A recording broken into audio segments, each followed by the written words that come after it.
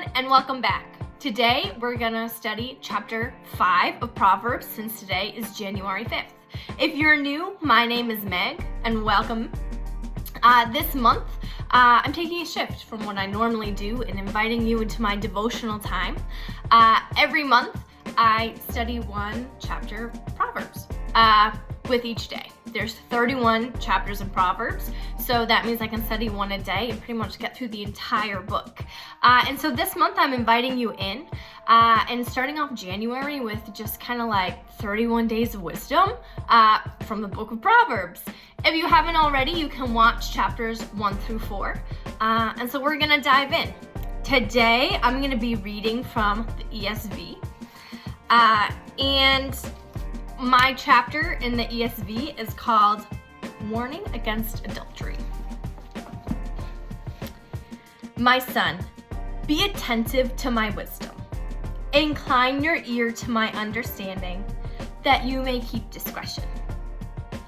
And your lips may guard knowledge.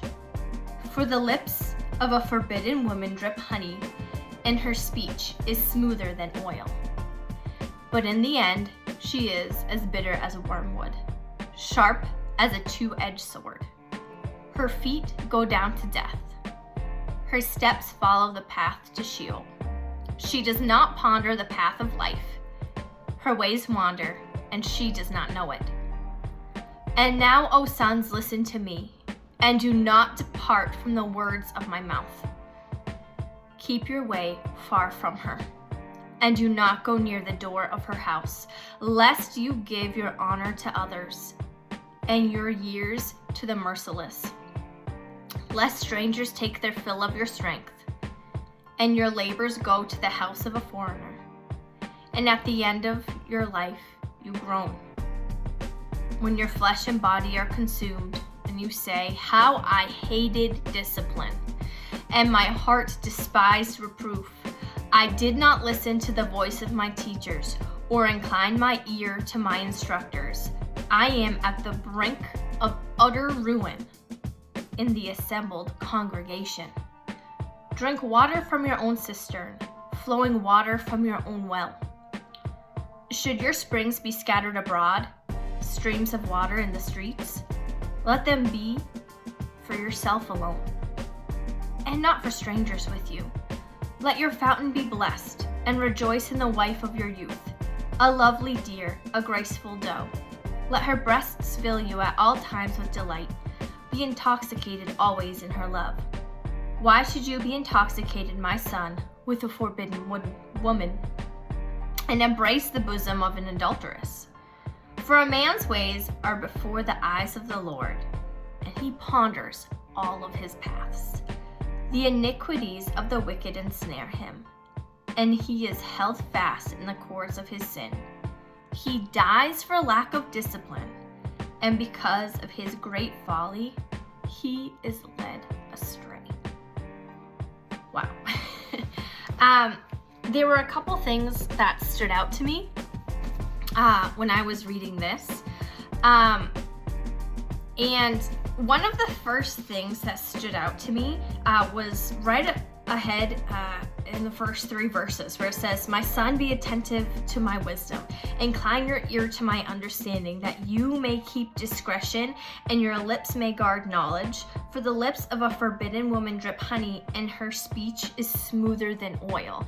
And it makes me think there are so many times that we may be tempted to go down the wrong path, or we might be tempted to do something that we shouldn't do, because in the moment it might not seem that bad.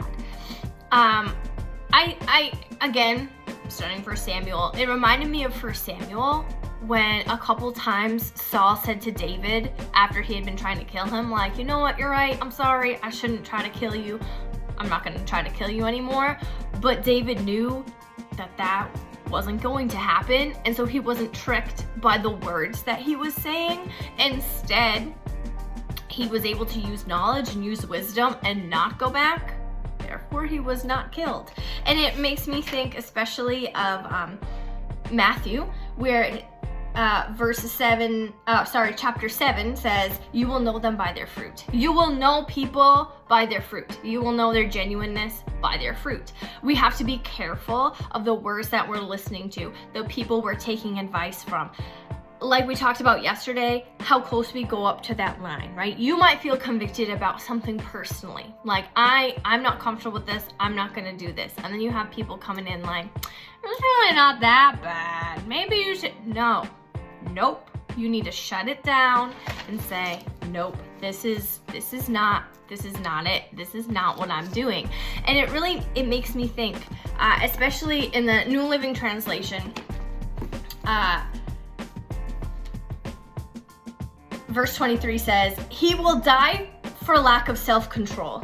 He will be lost because of his great foolishness. And when we come into Christ, 2 Timothy 1:7 tells us, for God gave us a spirit not of fear, but of power and love and self-control, which means we have self-control. Through God, we have self-control. Not on our own, but we have self-control. So when we are tempted, it's going to happen. Sin is going to tempt us. Genesis 4:7 is a great example of this. This is way back with Cain and Abel. And God says to Cain, if you do well, will you not be accepted? And if you do not do well, sin is crouching at your door. Its desire is contrary to you, but you must rule over it. So sin's gonna try to come in. The enemy is gonna make sin look really nice. The enemy is gonna make it look like a nice little present. Wrapped up really nice, you're like, I want that. I wanna do that. I wanna try that. And we're tempted. However, 1 Corinthians 10:13 tells us something super important. No temptation has overtaken you except what is common to mankind. And God is faithful. He will not let you be tempted beyond what you can bear. But when you are tempted, not if you're tempted, when you're tempted, it's gonna happen, he will also provide a way out so you can endure it. Wow. That is important. When we're tempted, just like we have been talking about chapters 1, 2, 3, and 4, how sometimes we find ourselves in situations and we feel like, man, I have to deal with this on my own. I don't know what to do. And we talked about trusting in God, like, hey, God, I'm in this situation right now at work, or I don't know what to do right now, and taking a pause and being like, hey, God, like, I need your help. I can't do this. We can do that when we're tempted. Be like, man, God, I am tempted to do this right now. I need a plan from you. I need help. When we're not being tempted, it's easy for us to say, oh, well, we're just going to read the word, or I'm just going to pray. But we need to keep it in our forefront, because we have to remember we're not fighting against flesh and blood. Ephesians 6:12 says, for we are not fighting against flesh and blood enemies, but against evil rulers and authorities of the unseen world, against mighty powers in this dark world, and against evil spirits in the heavenly places. So what does that mean? The enemy is going to send in temptations. We're going to be tempted to do the wrong thing.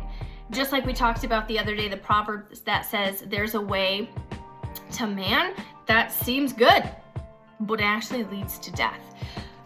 We have the tools. We have the full armor of God, but we need to use it. If we don't use it, it's not going to do us any good. So when we are tempted, we need to use our knowledge. Hosea 4:6 says, my people are destroyed for lack of knowledge. We need to use knowledge. However, if you continue reading in Hosea, it says that because that the people forsake the Lord and chose to go into temptation, their understanding's gone. Why? Just like we talked about yesterday, if you are in the enemy camp, I heard it worded this way, if you warm yourself by the enemy's fire, you're gonna become like the enemy. We need God. We need to know we can't do this on our own. And sometimes we think like, man, I want to handle this temptation all on my own, and then I can be like, hey God, look at this. I handled this temptation all on my own. That is straight works. Our works are like filthy rags to him. Jesus died for us. It is not through him not through us that we can overtake temptation. It is only through him we can do it. I can't do anything on my own. I can't do it. I need Jesus. It is prideful of me to sit here and be like, I can fight all this temptation on my own. Because think about it, before I fully gave my heart to Jesus, I wasn't overcoming any of the temptation on my own, and I was getting frustrated by myself. Why can't I be better? Why am I still struggling with this? What am I doing? Why do I keep falling into this? I don't want to do this thing, but I keep doing it. Paul even talks about it where he's like, I do the things I do not want to do. Like, I don't want to do it. Even, going back to Genesis, sin is crouching at your door. Its desire is contrary to you. I don't want to do this thing, but I'm doing it. But that's the importance of realizing it's not by works, it's by God's grace. I cannot stand before God without Jesus. It is because of Jesus' love and sacrifice that I'm able to stand before God. It is the only way I can be transformed. I am a new creation in Christ. That means I have to put it on. It is an action I have to take. So whenever I come up to a tempting situation, I gotta give it to God. I cannot come in prideful and be like, I got this. I don't got it. I don't. I don't. But I also have to be prayed up and recognize if I am in a situation that I feel tempted, or when I'm around these people, like we talked about yesterday, we become the average of the 5 people we spend the most time with. When I'm around these people, I am tempted to do this. I need to distance myself from these people. When I go to this place, I'm tempted to do this. I need to stop going to that place.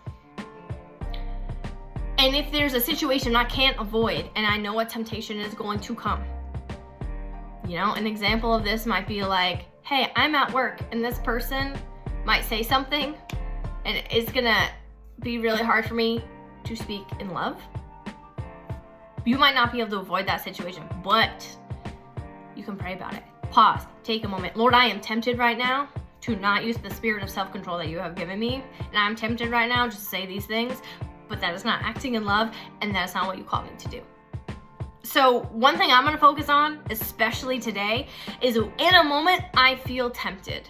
In a moment I feel like I'm struggling. In a moment where I feel the burden, like I have to do this on my own, I'm gonna pause. And I'm gonna invite Jesus in and say, I cannot do this, but I need you to step in and help me do this. And I'm also gonna, especially as we're going into 21 days of prayer and fasting, gonna ask the Lord in part of these 21 days to reveal to me areas that I have not maybe fully given to him that I thought I have, and invite him in, Come into these rooms that are messy. Come into these areas of my life that are messy. Give you my heart fully. Areas maybe that I thought I have given you, Lord, that I haven't quite given you yet. And that's why I keep, being tempted to do this, or this is why I keep doing this thing that I've told you like 100 times, like, God, I promise I'm not gonna do it anymore. And like 2 weeks later, I do it again. Right? It's terrible. It is terrible. But by heeding God's warnings, writing his word on my heart, applying what his word says to my everyday life, and remembering that I can call him in. And I want to stay focused on the narrow path, the path of life. And so when the enemy tries to get me to do things, tries to make sin look appealing, remembering that my focus is on Jesus and Jesus alone. All right, everyone, thank you again for spending your morning with me, and I'll see you guys tomorrow.